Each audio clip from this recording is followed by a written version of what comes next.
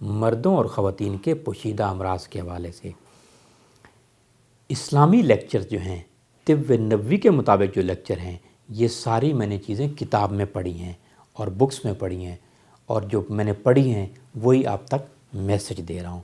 بیوی کے پستان چومنے کی اجازت شریعت میں یہ جائز ہے۔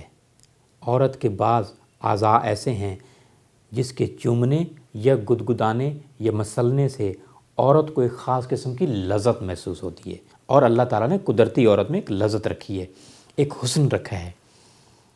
تو بیوی کے پستان چومنے مسلنے میں شرعی طور پر یہ جائز ہے۔ ہاں، البتہ علماء کہتے ہیں کہ اس کو انسان منہ میں نہ لے، ایسا نہ ہو کہ وہ دودھ اس کے حلق میں چلا جائے۔ اگر دودھ کو اس کے حلق میں چلا جائے گا تو پھر یہ مکروہ تحریمی ہے۔ دیکھتے رہیے میرا یوٹیوب چینل جنسی امراض پر، بے شمار میرے لیکچرز ہیں بھی اور نئے بھی آ رہے ہیں۔